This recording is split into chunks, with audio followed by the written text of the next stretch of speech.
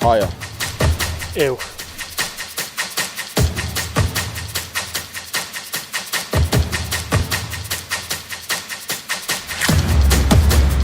Nearer.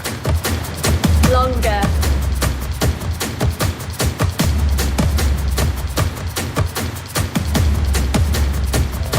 Faster. Cyflymach.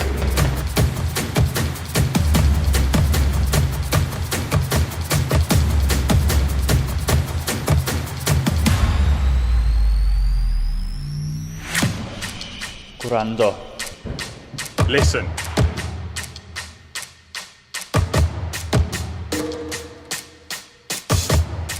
Engage. Cysylltu.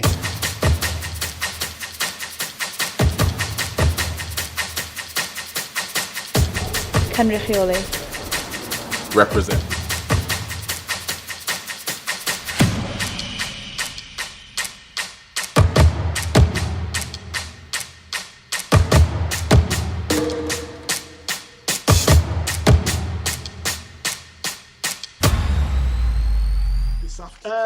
Good evening, everybody, and thanks for joining us for this evening's session. This is the next in the In Conversation With series where we're catching up with all of our award winners from 2020. For those who don't know me, I think most people know me. My name's Chris Moss, Head of Development at Welsh Athletics, and this evening I'm delighted to be joined by someone I've known a very long time, good friend of mine, and someone that I've shared a few stories and a few trips with over the many years that we've known each other.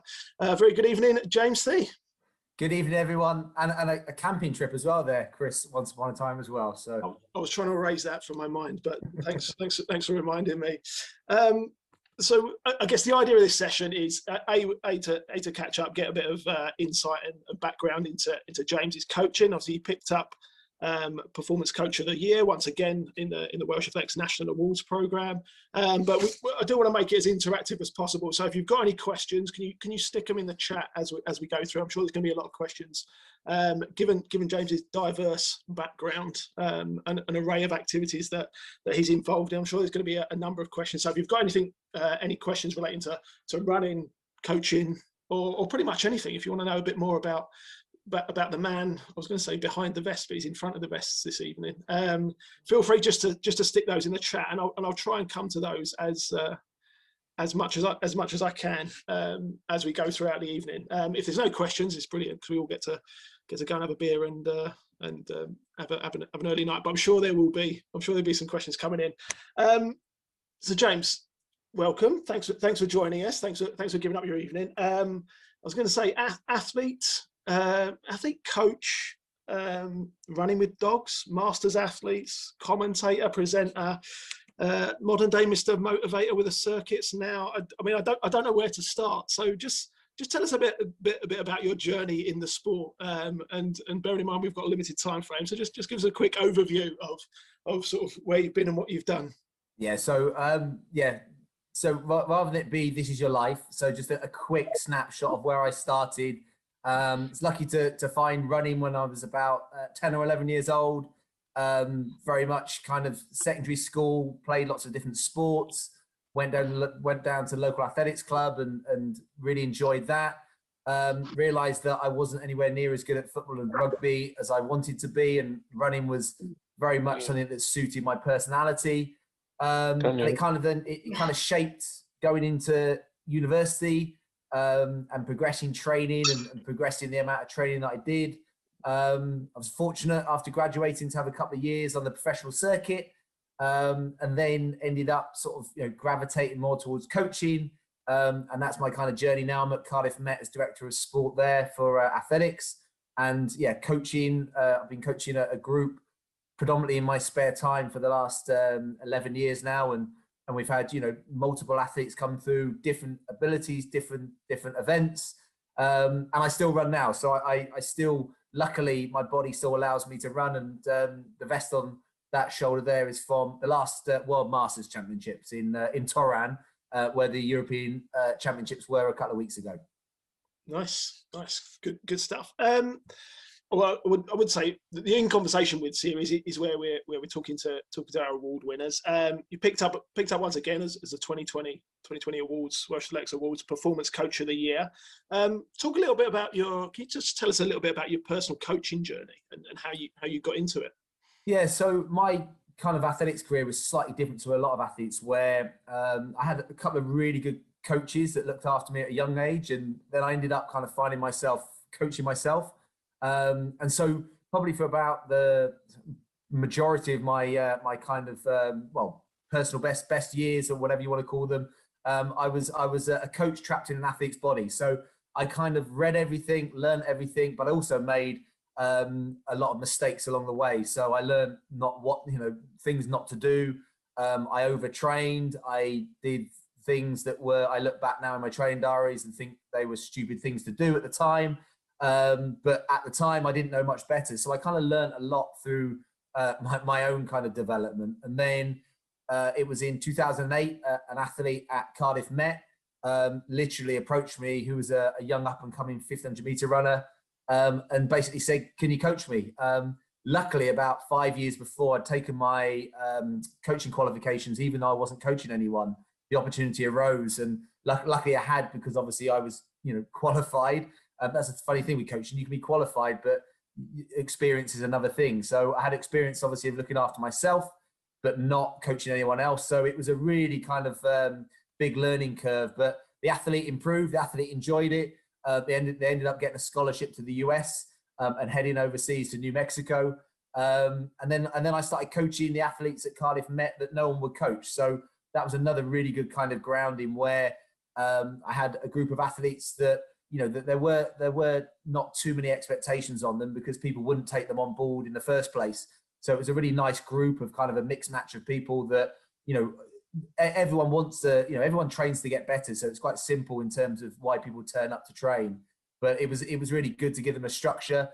And then the group, a guy called Tom Marshall, joined and became a bit of a Pied Piper in terms of singing our tune, in terms of people starting to join and being very vocal about what we were doing, and things kind of snowballed from there. So kind of humble, organic beginnings, and it kind of grew from there, Chris. Excellent. And obviously it's not going too badly. I'd say your journey into coaching is not going too badly so far. It's I'm not sure how you feel about when people eclipse your own times, or how does that sit with you? Well, I kind of like because I almost, as I say, kind of stumbled into coaching without realizing that I was going to become a coach. And as an athlete, you always think you're going to go on for forever. You don't really realize that actually time will catch up with you, or you will start slowing. But one thing I've definitely realized with coaching is that the buzz you get when an athlete achieves something, when they run a personal best, or they have a performance, especially a lot of the time, athletes can sometimes not be full of confidence. And so, to actually have helped them towards something and given them that confidence and that belief maybe. And when they achieve it, that buzz you get as a coach is about 3 times as much as an athlete. Only because sometimes when I had a good performance as an athlete, I kind of, I myself kind of thought that I was going to have that sometimes. So, but seen an athlete do something that they didn't quite believe in sometimes, and just seeing the hard work that's gone in there, that's the buzz you get. So it's definitely eclipsed, the performances and anything that I've done as an athlete. And I've had athletes run way faster, way better than I ever did. And I think that's a fun thing, seeing also, coaching events that I never ran. I never ran a decent half marathon. I didn't run a half marathon until much, much later in my career. But that's kind of fun as a coach, coaching athletes to distances that you don't you didn't didn't kind of run yourself. Because it would have been very easy for me to have stayed coaching just 1500 meter runners, because that's what I was always comfortable at when I ran myself. But I've coached female 400 meter runners. I've coached disability Paralympians. I've coached, marathon runners and 50K. Mike Hallenberg finished 6th in the world championship 50 kilometer race. Some of the training they do, we'll probably touch upon Jake Smith and the training he's done previously to run a 60-minute half marathon. I look at the things they do and I'm in awe of what they're doing, and I'm setting the schedule for them to do it. So it's it can be quite humbling as a coach as well, but you kind of have to expand your kind of parameters of what you thought was normal or what you think people are capable of as well, because you weren't capable of it doesn't mean someone else can't, do things 5-6 times better. So yeah, it's an amazing experience seeing people grow, I think. So I've seen the Team Thie records, and do you shed a little tear when your names are raised from the top of the rankings sometimes when one of the athletes performs well? No, the absolute opposite. I think when athletes, my 1500 meters took a little bit of time for someone to eclipse, and then it ended up being an under 20 athlete. Absolutely smashed it, and it was the fastest under 20 time for 35 years in the UK. So when someone does that and they do something that special, you realise that actually they deserve. Records are only there as kind of stop gaps anyway. So I think my records are going to be long gone, I think. I want to touch on the last 12 months. It's kind of been crazy in so many ways for obvious reasons. Everyone facing different challenges. What's your been experience over the last 12 months? How have you coped? How have you adapted? Yeah, so I think we're all doing a bit of reflection this period now. I think I did the Cosmoston Lakes Park Run. I think the last Sunday before lockdown. I don't know who was there that Saturday, but I'm sure a few might have been. And then I think it was on like either the Tuesday or the Wednesday. We had our last kind of group session, and there was a lad in our group who was at South Wales University that was training with us. That he was from Spain, and we were obviously understanding the lockdowns that were happening elsewhere in Europe, and he was kind of letting us on. Obviously, his family were in a whole in a full lockdown at that period for like I think 5 days before, 6 days or before ours. So we kind of knew what was happening. And I think we remember saying at the end of that session, this might be the last time we see each other for a bit. But I don't think like any of us from running clubs or running groups had any idea the time scale and magnitude. It all just seemed a bit surreal. And you said earlier how busy my life is with so many hats on. It was kind of strange, and actually for like at the very beginning, some of it was quite nice in terms of just almost like a reset button for like. I got to spend a lot more time at home, and actually kind of switch off. But then, the kind of realization that this was not just a 2-week, 3-week lockdown, and we're all going to suddenly be back out for a lovely summer. And I think that was the hardest thing as a coach. That I think I've gone through kind of stages of realizing and then replanning and trying to motivate the group, and that's the thing that I've been blown away by the athletes that I've looked after, of how resilient they've been and how motivated they've been through this period. Obviously, some have struggled at certain times, and there's been obviously peaks and troughs and everything in between. But I would have thought we would have lost a lot more to the sport, especially considering a lot of them are university age, where running isn't always that glamorous and it's a tough sport. But I actually think us as runners have actually been a bit lucky with certain situations over the last year where we could still go out and run, we could still go out and explore, where we live, hit the trails. It's actually the other hat that I have on as director of Cardiff Met athletics team, where if you're a javelin thrower, you're a pole vaulter, even a sprinter, if you can't have access to the facilities you need, we can, as distance runners, we can get away with doing a fartlek or a road session, of what we need. But if you're a sprinter, you need the track. If you're a pole vaulter, you need a lot more than that. And so these event groups that have really struggled, and obviously other sports that need equipment and facilities have really struggled, and obviously those that aren't as motivated, certain age groups that they're not going to be as motivated to get out and train. So that's why I think over the last 12 months I've tried to keep training as structured as possible, but with a flexibility there that if you miss a session or you need a down week, then have a down week. We obviously put a lot of kind of time trials and the virtual races that I think most of us got a little bit sick of at some point, but they kind of serve their purpose at certain times. But I think, like everyone, I think the January, February time that we've just gone through was probably the toughest time, where I think, we all thought before Christmas we were getting there, and then suddenly it was all stripped back again. The 30 group that we were in for some of the sessions before that were brilliant, and we were all buzzing from it. And then for that to be taken away, and then also for competitions to look like they were a long way off. And obviously we're starting to get back now just to seeing that glimmer of light and hopefully get training groups back together. So I won't say it's been easy. I won't say, you know, it's been plain sailing. It's been far from it. But yeah, it's definitely been the biggest challenge in my coaching journey. And you know, coaching for me is about racing and about performances, and if you don't have those, it's really hard to plan and really hard to see, you know, people's progressions. But yeah, hopefully we're going to see everyone make a massive jump when we come back to racing in April and May. So he's putting a timeline on it. Let's not add that into the recording. It's yeah, glass always half full. But definitely, I guess touching on that point that you mentioned there around athletes' motivations and optimism and light at the end of the tunnel, has that been one of the biggest challenges over the last few months, to sort of different athletes, different approaches to lockdown or firebreak or all the things that we've been through? Yeah, I think, you know, some of the athletes, you know, especially when the students live with other athletes, and that's been quite good for them because obviously they can bubble up. And, you know, I think that's one thing we all know is we all love to train with other people, and whether even if it's, you know, running with a running buddy. And there was at one point in Wales where we couldn't even meet with someone else to run. So, you know, that was tough. Different personalities, obviously, you know, different people have had different, you know, kind of, you know, good weeks, bad weeks. But I do think it has helped people kind of focus a bit in terms of getting out the door and running, as kind of, you know, being massively beneficial to people's mental health and just trying to keep a bit of structure as well.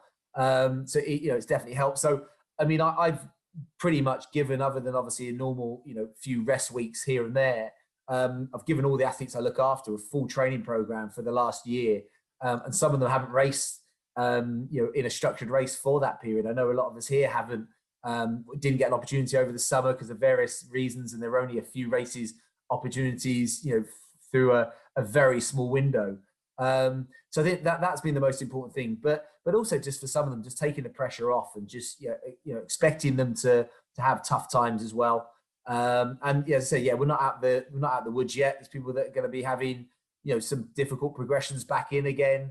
It's going to be interesting what it's going to be like when we're back in, you know, to training again, how people respond to it. So yeah, there's still a lot of unknowns to go, but I definitely think, you know, running or having a kind of, you know, maybe someone just, you know, being there as a coach in terms of just touching base and seeing how they are, and hopefully just showing a bit of care, not just about, you know, physically how they are, but just how they're coping with it. So hopefully that's been beneficial.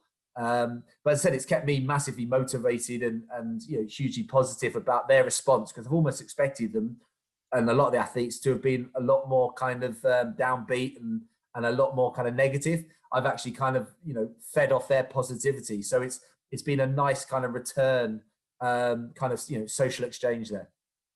I mean, those challenges there. I mean, have you? I know you are full on 24/7, pretty much, lots of different hats, as we mentioned earlier.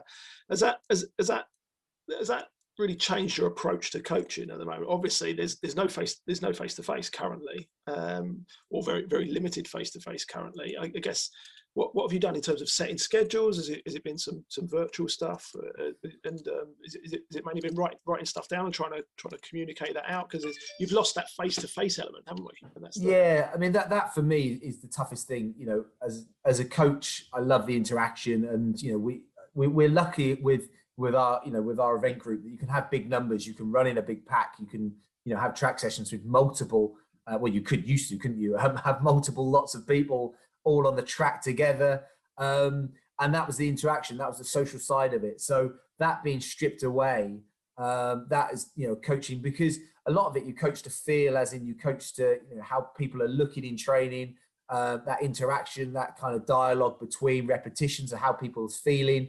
That's been quite tough, because as an athlete, as a coach setting an athlete a schedule, you know, often athletes will do it to the letter of what you set.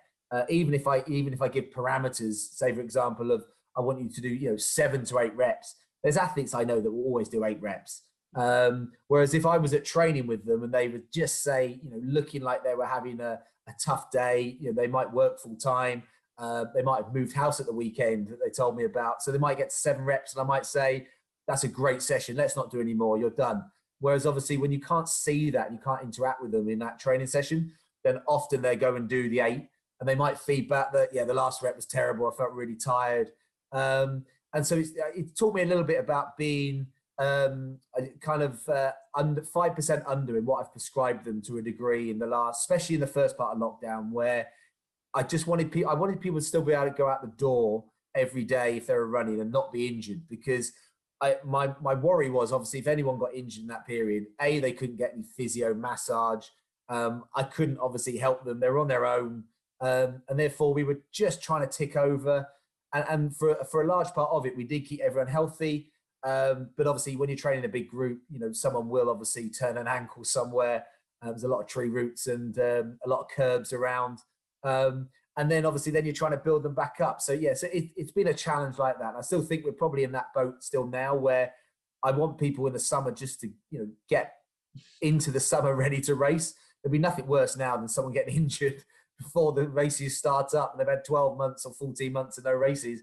The races start and they're injured. So yeah, I think keeping that 5% mindset that, yeah, keep it under, not over, in terms of volume and intensity. Yeah, I kind of asking about that sort of that level of engagement, the virtual stuff, and keeping people motivated. I've got to mention that the circuit sessions. You they seem to be going well. You've gone global. You must be massively pleased with how that's all going. And yeah, and it's been to that. Yeah, and that did actually come around from the fact that it was the realization that we were basically told that we couldn't do any face-to-face coaching, and it would probably be at least, you know, 3 to 5 to 6 weeks. And so, you know, at the time it was like, right, okay, what can I do? You obviously can't do a live running session because that's not going to work.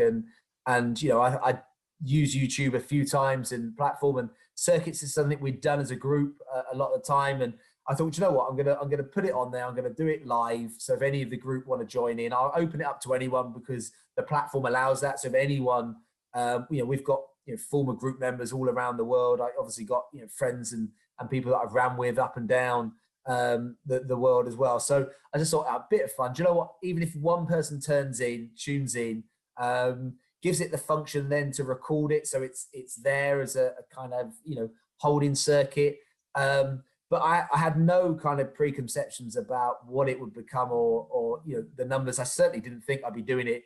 Next week we celebrate our year anniversary, and it'll be our 72nd circuit session. And I say ours because it's kind of taken its life of its own with everyone that takes part in it. Some people have been there from the very beginning, the 100%ers, some that have dipped in and out. Some, I still get messages almost every week from someone that had no idea that they've been doing it. Some I've known really well for years, and they've only just told me that they've been doing it for ages. We obviously had our little spots in the likes of GQ magazine, the Metro, and a few other different platforms. So it's been fun. I tell you what it has done is it's made me keep my circuits going, in terms of I don't think I would have done anywhere near. No, I wouldn't have. I probably would have done 1 or 2 circuits in the last year, because it's the kind of thing that I don't get round to unless it's structured. I love going out for runs, but you know, the S&C part of things I sometimes park. So this has made me, you know, really kind of keep the structure. And obviously in the beginning we did it twice a week, so it's Monday, Wednesday. We had a mini break. I think we had a couple of weeks off at the end of September or the start of September as an end to the summer, and now it's every Monday. And again, it's just helped that routine. As I said, you know, I've had different athletes, different runners, different events, different people. And it's, you know, we had a Spanish basketball team joined us for a number of weeks when they were on lockdown in Spain. The USA, Canada. So it's just been really fun. But as I said, it's again almost like my coaching career to date, that it started organically, not really thinking or knowing where it might go, and it's got its life of its own. So but it's super fun. As I said, even if, you know, I'm telling that right now, and there's still 40 people doing it live, and I know lots of people are doing it often in pairs or with other people, but I know also multiple people. I think on average, going through the numbers without crunching them too much, it's about 150 to 200 people a week doing the circuits, which blows my mind away in terms of that many people listening to me for 30 minutes, but doing the exercises and obviously being motivated to come back the next week. So yeah, it's been a super fun project that, we still don't know where it might end up or where it might go. But I keep saying, whilst people are still turning up, I'm still going to turn up. Excellent. I've obviously got a bank of questions, and I could talk to you pretty much all night, and we can talk about all things running, all things, and we'll touch on some questions now. I have opened the chat now. A couple of people did remind me that the chat function wasn't working in terms of questions. My fault. I had the settings wrong, but there we are. Every day's a learning day. But we'll start firing into some questions that are coming in. This one's come from Jay. So you talked about stumbling into coaching, and now you've got some experience of it. What would be your key learning experience, and what are your future aspirations as a coach, as a performance coach? Yeah, I think that's a really great question. I think one of the things that I learned straight away was that you only learn by doing, really. So, as I talked about in terms of you get a coaching qualification, but actually until you start coaching, that's when it really begins. But also within that, it's accepting that you're going to make mistakes. If you're fortunate, like I have, to work with athletes that accept that it is a two-way, partnership, as in they will make mistakes, as in they will get paces and races wrong. And as you as a coach, you will get training wrong sometimes, as in sometimes it'll be too hard, it'll be too easy. But I think having that culture where it's okay to kind of make mistakes, and also it's okay to have that dialogue. And that's one thing I've always opened up with athletes, that I love their input. I almost want them to become self-sufficient by the end of the journey, that I shouldn't have to tell them everything they need to do. They should have an input in it, an understanding of it. And so it should be that dialogue. So I think for me, it's kind of learning that, keep learning, reading, talking. I always apologize to the athletes I coached in the very beginning for the mistakes I made, but also thank them massively for their time and the patience in giving me that opportunity. So that first athlete that I started coaching in 2008, went to University in New Mexico, then graduated, stayed living out there, but came home in summers and asked me to coach him again. And he ended up going to the 2014 Commonwealth Games, running faster than I did for a mile. And so these are great things where you kind of, I learned obviously in between that from having first coached him and then coming back. So you're always developing, always learning. And I think my future aspirations as a performance coach is to keep learning. I'm currently doing a doctorate in sports coaching, and it's a lot about the kind of, the actual kind of culture that you create in training groups.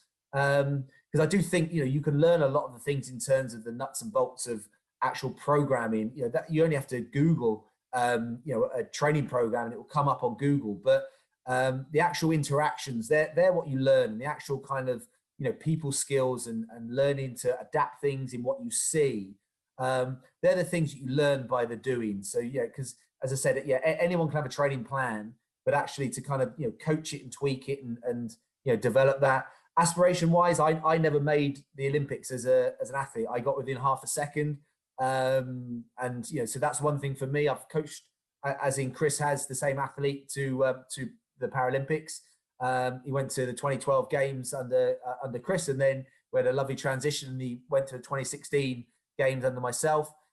So if I could get another couple of athletes to the Olympics, I've got a very special athlete at the moment. I've got a number of them that I think have a good chance maybe this year, but if not, definitely for Paris. So but that's the exciting thing. You never know. One of the athletes I'm talking about came 3 years ago to us, and no one, any university or anywhere coaching wise, would have said this kid has the chance to be a potential Olympian. But in the 3 years he's been with us, he's excelled to 18th in the world. So it's kind of fun when you see that kind of progression in athletes. Absolutely. More questions coming on the chat. If you just a reminder, if you've got any questions, just fire them in there. I'll go to this one first. Quick one. What's the hardest race you've ever run, and was it worse than homeschooling experience? Do you know what? I have equated the last 3 months. So my kids, they were 7 and 9. In between that and homeschooling, they've become 8 and 10. So the last 3 months, I think, have been tougher than. First sub-4-minute mile was tough after, but it wasn't anywhere near as tough as the Snowdon Marathon. I kind of went into the Snowdon Marathon thinking, okay, it's a marathon. The experience will take me through it. And everyone kept telling me Snowdon's more like 29 miles because obviously the elevations and the terrain. And it was really tough. I've never been on an emotional journey as in a race as much as that, where I've had time to contemplate my whole existence. And actually I think at 21 miles, I looked to my right and I actually thought, I don't know if I can actually do this. I'm struggling to run on the flat right now, and I know what's coming next. But again, the emotions when you complete it. And so, and also it gave me a real appreciation for those athletes that I've had run 50K races. I've had run marathons. I've got, athlete running the Olympic marathon trials coming up in a couple of weeks. And I think it also gave me an appreciation of the physical demands of the marathon. So for me as a coach, it was a great experience. A bit like the first half marathon I ever did. That was the World Half Open race in Cardiff a few years ago. I'd been told by, people and obviously coached half marathon runners, and people always talked about the fatigue or how it felt. Good friend of mine, Steve Jones, always used to say, the half marathon halfway point is 8 miles. And I used to tell athletes that. And then you do it and you suddenly realize that fatigue and that feeling. I remember, and you think, no, that is how I've been coaching it and saying it. Actually, it's even tougher. So as a coach also, I'm not saying you have to do the marathon if you're going to coach marathon runners, or you have to do half marathon runners, but it definitely does open your mind to the demands of the event. And give me a mile any day now. Looking around the virtual room there, where you mentioned Snowdon, a few smiles, and a few people have been through that experience. Safe to say, but I would say you're not going to be the ambassador for Snowdon Marathon. No. But I would say I would definitely go back in a heartbeat. Reason being, I wasn't as prepared as I should have been for it, and I think that I almost want to go back better prepared so that I can nail it this time. So I think that and also if you haven't been there, it is an amazing, obviously, backdrop. So for the Snowdon community out there, it is a must for marathons. Dave's fired in a question here, so I'll go in with this one. I'd imagine a lot of your athletes are highly motivated people, but how do you help an athlete that's might be having some self-doubt, or even when they're injured or feel a little bit out of the loop, not involved in a training group, because you've got quite a good training group dynamic if someone's injured and not part of it. So how do you sort of deal with that, and not just during the pandemic, but generally of people that are out of the loop? Yeah, again, a really good question. And I'll tell you what, some of the athletes you think are the most confident, as in, they give an outward persona, or, even nowadays it's social media, isn't it? But almost every athlete is struggling with self-doubt at some point, some more than others. And therefore, the worst thing, as a coach is definitely injuries. Because in a season, if an athlete's having bad form, and, sometimes, it's they're training badly, and then racing badly, you might need to tweak training. Sometimes they're training brilliantly and racing badly, and so you might need to tweak something in there as well. But if someone's injured, it stops there, doesn't it? And so they're the ones that keep me up at night, in terms of it's whether I've caused it, whether there's something I missed, whether the training prescribed has been a factor. And so I think it's a good thing to do, is to take it personally in a way. But it's to show you care. So, and like anything, you just don't want to repeat the same mistakes. If an injury's occurred, and as I said, if you're in that great position with an athlete where, you're accepting that if you're trying to run personal best, you're going to do more training sometimes you've ever done before. And actually, how much training is too much training? Sometimes you don't know until you do too much. And it's a difficult position to be in. But if you're in that coach-athlete relationship where actually that sometimes happens, and actually injuries, I'm afraid, are often a consequence of our sport, and and repetitiveness of it, whether it's surface, whether it's the speed, whether it's the amount of training that you do. But I think it's learning from those mistakes. But I think it's also if you care about the athlete, it's just being there. If you've got a group, then obviously those athletes are going to feel that they're missing out on the group element. So I set the same training, but it will be obviously a cross training session if they're able to train. So that might be on a bike, it might be on a cross trainer, it might be in the swimming pool. If they don't have that, and obviously there are periods where people can't train, I think it's just touching base and just seeing how they are, and setting plans, as in giving them a bit of a rehab program or a kind of, plan, or signposting them. You can't diagnose injury unless you're a qualified, physio or doctor or so signpost them. I've got great people that I signpost them to, so they can get some really good, medical advice on what to do next rather than just guesstimate. And then again, your job is to kind of program them back into training, to drip feed them. So it might be even coming and just doing the warm up to start with, just so they feel part of the group. So it's never exactly the same with any athletes, but the more interaction you can have. I've heard some horror stories about people that their coaches won't talk to them when they're injured, or they're just excluded, or it's come back when you're fit and healthy, ready to train again.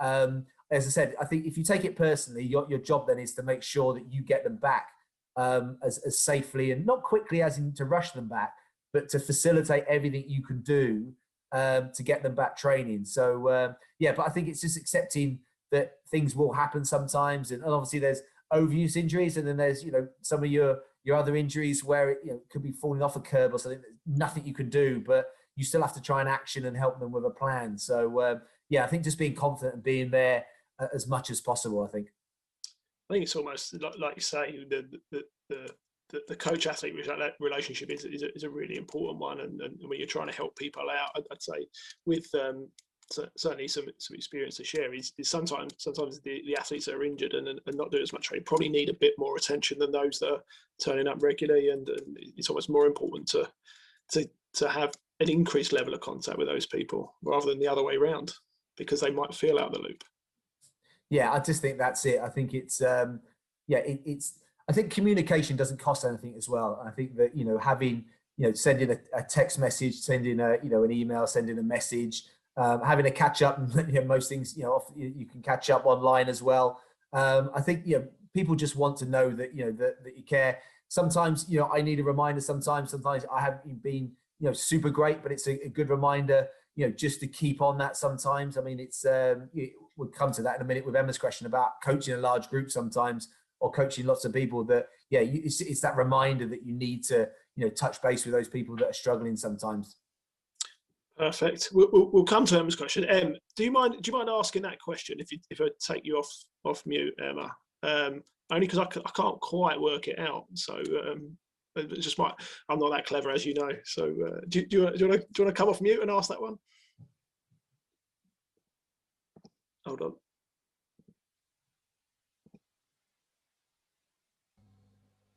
Hi. Hello. I just sort of had a question. Like when you first get into coaching, you sort of become almost like a jack of all trades, and you're trying to coach everything. And recently I've sort of been advised that you should sort of look more towards specialisms, and like you were just starting to touch on, pointing people off into different directions and building an expert team around you. Obviously you've talked quite a lot tonight about how you've coached everything really from Paralympics to 1500 to a marathon. So do you sort of foresee yourself continuing that, or are you starting to now look towards like a more specific, or is there an area in particular that you really like to coach, and perhaps other areas that you're not too keen on? It's another really good question. Actually, it's part of my kind of final thesis that I'm kind of beginning now, and it's a bit about kind of culture and also expectations, because through the last few years I've been told I need to cut the size of my group down, I need to be a bit more specialist. And actually I've kind of gone against the grain of that, because that's not how I set out in the beginning. Almost said I never set out in the beginning to do anything in coaching. It kind of happened, and I've kind of got a principle that you can coach multiple people in multiple events. Obviously, this is in the parameters of distance running or middle to long distance running. I don't think you could do a different event groups very easily, as in I couldn't have long jumpers and other event groups. So in terms of distance running, for me, it kind of works. Now, the reason it works is that they all kind of complement each other, because there's to be a good distance runner, whether you're a middle distance 800-meter runner to a marathon runner, you need a good aerobic base. And so there's time of the year where they're going to be doing some similar stuff. Obviously, the amount that people will do will be slightly different to event group, to their ages, to their training ages. But there's also times of year where they're going to complement each other on the other aspects, because even to be a top class 10K runner on the track, you need good elements of speed in there as well. And so you can actually have people really benefiting from each other. And also, training can be a fairly kind of lonesome experience if you're just turning up to a training group with 3 people and those 2 other people on that training evening are injured. And often it isn't the people that you're often running with, even if you're at the front of a group. It's having people in that vicinity, in that group, knowing that they're almost going through the same kind of suffer and the pain of, I don't know, a 4-minute rep on the track. And so that's why for me, it kind of works. Obviously, as a coach, it does make it challenging because there are times of the year where it can be fairly generalized. So, obviously for us, pre-Christmas is, a fairly kind of not generic block, but a lot of people in the different event groups can do something fairly similar. After Christmas, in a normal year, normal non-pandemic year, as in probably around about kind of end of March into April time, it becomes a lot more specific about their event group. And that's where it is more challenging as a coach in terms of, an 800-meter runner is going to do very different training at that period of time to a 10K runner. They might touch base a little bit at certain times because they both need to run a 1500-meter session at some point. So they might tie in at some point, but the spectrum is trying to go away from each other. So, but even when you turn up to the track, they've all got to do a similar, they're still warming up, or there's still an atmosphere at the track. And again, it's having that kind of group culture where, there are kind of, a few in kind of pockets of event groups. But yeah, I think it's a really good question, as in how specialist you should go. And this isn't, obviously some coaches have 1 or 2, have a ceiling of 8 athletes, and that's what they think they need. Now that to them is what they do, and that's great, and that works for them. I don't think there is a magic number. I don't think there is a magic way of doing it. I think if you can keep people motivated and improving, then it's beneficial. I haven't got it right with every athlete, and some athletes probably did need more care and more individualized training. But that's that sometimes is them needing a different environment as well. So yeah, it's a really tough one to weigh up. I think you've got to be authentic in what you're coaching and how you coach. And I think that you can learn, and you're still learning as well. It's still fun for me picking up, of different event groups and different, from steeplechase.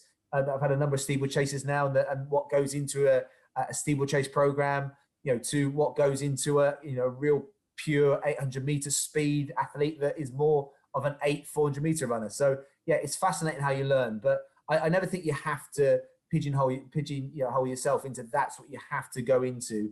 If you're going to go into coaching, you create the group that you want to coach, and you try and hopefully people buy into what you're trying to deliver. So yeah, that's my philosophy on it, I think. Yeah, I think that's really interesting. Thank you very much. I guess I see it as whether you're a primary school teacher or a secondary school teacher, where your primary, everything, and the secondary, a lot about a little, really. So and it's interesting that speaking to people recently, they keep saying to me, you need to go into a specialism, and it's like, well, I agree with your ethos of coaching everybody. Well, I think the analogy, Emma, there, I feel that. And then I've got university. I think I've got rocket scientists, PhD students, primary school, secondary. I think I've got the whole spectrum. But also the other thing is, what I love about them is that they also feed off each other in terms of, I've got some that work full time, some obviously, trainee doctors. And some, and I think that's the great thing, that also when they're talking off track or warming up, they've all got different experiences and different kind of life journeys, and it's a real good social kind of bubble as well. And I think if you do go into some, and that's one of my arguments against just specializing in just event groups, that you have to coach 3 full-time professional athletes, that would just make it, for me, just too of a sterile environment that I probably wouldn't enjoy and they might not enjoy. With that, I think the key points there that you as you said at the start, it's a learning journey, isn't it? You're probably doing stuff now that you would have done very differently at the start of your coaching journey, because you've learned and you've adapted. I think one of the points Emma's touching on there is there's almost so much information out there. It's like, where do you start in terms of coaching? It's taking on information, trying stuff. Some of it's going to work, some of it's not going to work, and then you sort of learn and adapt. You're talking about the group there, JT. Who are the you mentioned Stevie Morris, who we both know well. Who are the ones to watch in 2021 and beyond? Who are the couple that you'd pick out at the moment? Obviously, an easy one would be to quote Jake Smith. Just being that he's obviously had a kind of steady rise to not stardom, but running a 60-minute and 31-second half marathon time. But again, a great story for any athlete, especially young athletes or any athlete, that you don't have to necessarily look. If you look at him, he's got bowed legs. He looks at least 14 now. He looked 12 when he came to university. But what he is ferocious in his kind of his mindset in terms of his application to what he does, and just steady progression, and just a kind of enjoyment. He enjoys the running and enjoys the pain like you've never seen anyone. I've never given. I don't often give people kind of 10-week training programs because I like to adapt them, but he's someone that sometimes, especially some of his bigger races, I want to see the whole program. So I've given it to him, and these have been, each time I've given him the program, they've been a step up in terms of the training and the amount of sessions, and it's almost like you're giving him a Christmas present. If a coach had given me that same program when I was his age, I'd have probably thrown it back at them and said, I'm not doing that. But for him, it's the opposite. It's almost like a challenge of kind of a youthful, I don't know. It's just so raw is probably the best word to describe him. But yeah, and I think the fact that he was smiling, thumbs up in the middle of the pack in the World Half Marathon Championships, going through in 28 minutes and 20 seconds for 10K, just shows the fact that he's just happy to be there. But then he's on the brink of maybe running close to the Olympic standard for 10,000 meters. And then if you're doing that, you're running 27:20 odd for 10K, which again is mind-boggling. But yeah, he's super fun. But what is nice, he's got his training partner Kieran Lewis, and they're thick as thieves in their runs. And then we've got experienced athletes that I linked in last night because they part of the elite bubble. But Ian Thomas was desperately trying to keep up with Jake last night. But a nice bit of experience, someone that's been to the World Champs, been to the Commonwealths, been to European Champs, but works full time. And him and Tom Marshall are the same. As in, they're just great role models for the guys, the university athletes coming through.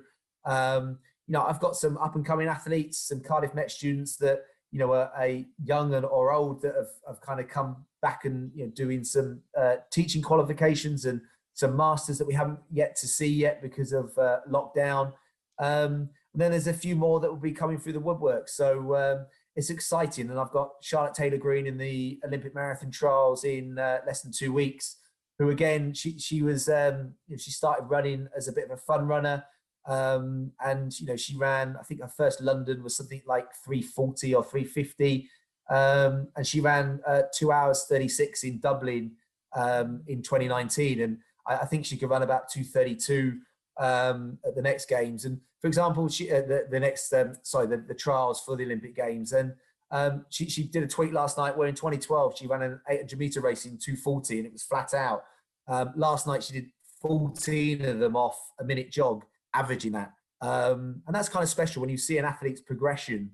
And she's had some major dips and some major confidence sapping days, but keeping at it. And there for me again as a coach that there's no timeline on your career or your ability. You're only really against yourself anyway in terms of a race. It's all relative. But if you can keep coming back and as I said, I've had lots of people ask me for help, and that's the thing as a coach, when people ask you to help them, especially some of them recently that have had really tough times. So if I can get some of those back as well, that'll be great, into the summer, where some that thought that their maybe personal best were long gone. If we can claw back a few of those, that'd be really special. Amazing. I'm conscious of time, and I've only got a couple of questions. So if anyone has got another question, just fire it into the chat now. I'll put you on the spot, JT. I'm looking at some of those times. 800 meters, 1:49. Average, that one. It was average, Mossy. Compared to yours, it was. 1500, 337, all the way through to 2K 5, 3K 756, marathon 259. Which one are you most pleased with? Well, now I've gone through the last few years coaching, none of them, because I think I could have run faster. But yeah, I think no. For me, I think times are there. I think the fact I'm quite proud that I made the final at the World Champs, European Champs, Commonwealths, and actually the Commonwealths in 2010 was probably the specialist one for me in a way, where I'd had food poisoning in the Commonwealth Games in Melbourne. I'd got a full-time job. I was recently married, and actually my full-time job was at Welsh Athletics with yourself, Chris, where obviously I was doing ridiculous hours that you can back me up with.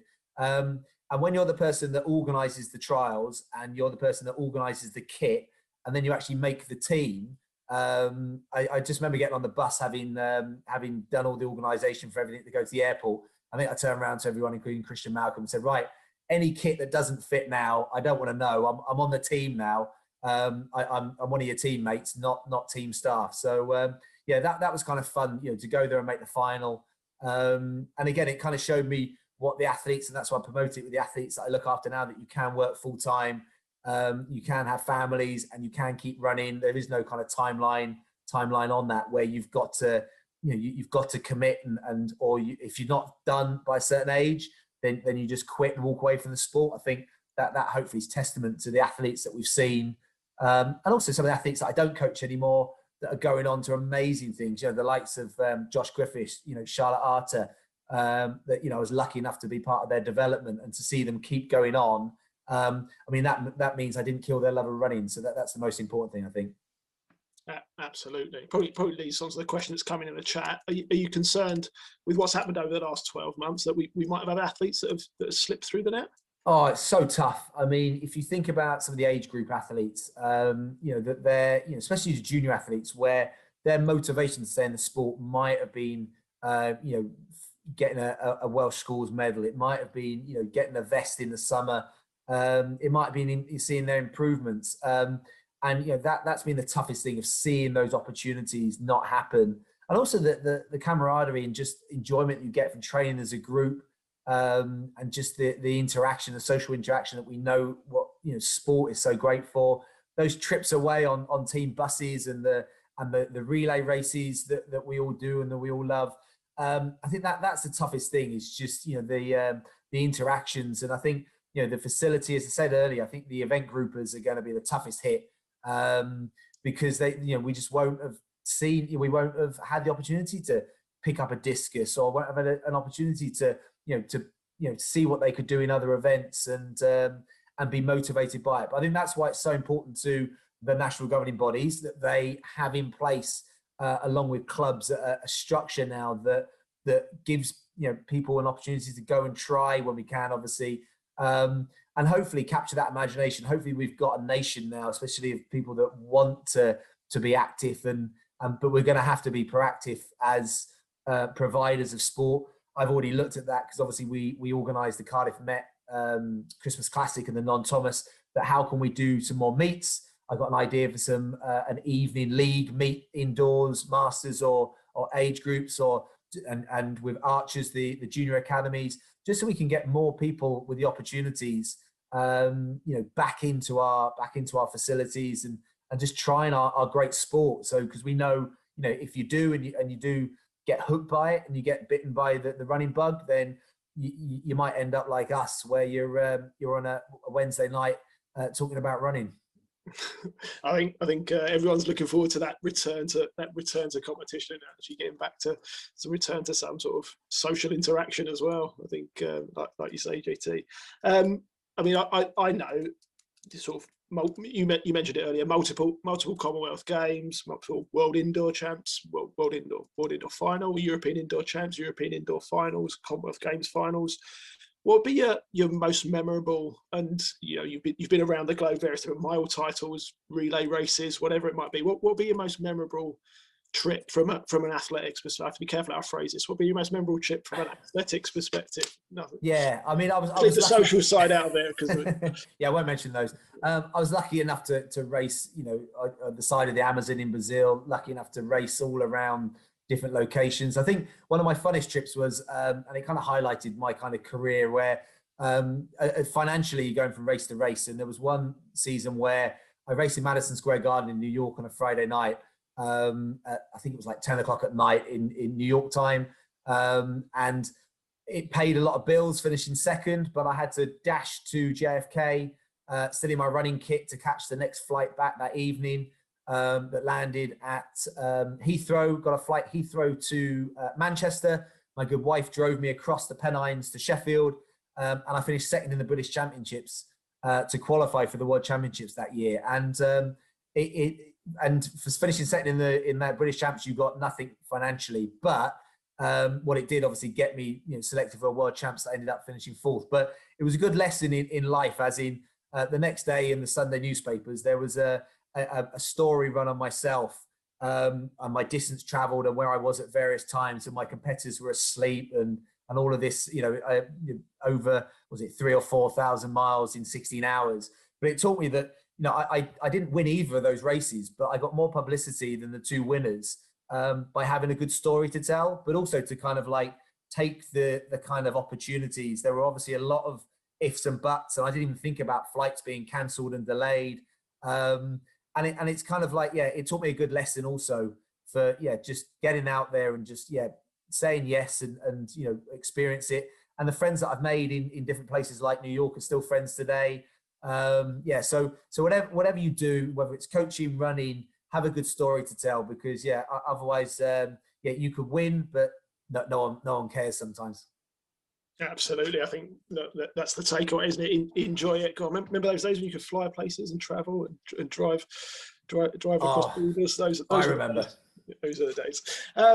Conscious time, we're kind of coming to the end of the hour.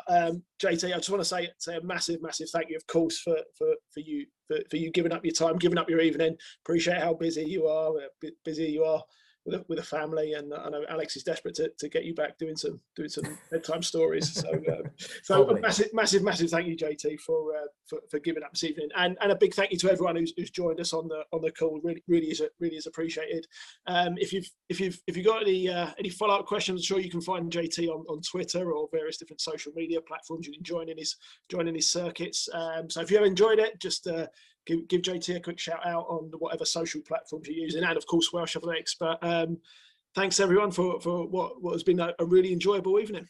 Thanks everyone, absolute pleasure. Okay, good luck with all your endeavours, and I'll see those at circuits on that Monday, 6 o'clock. Perfect. Thanks, JT. Thank you guys. Take care. Well done. Cheers Thanks, everyone.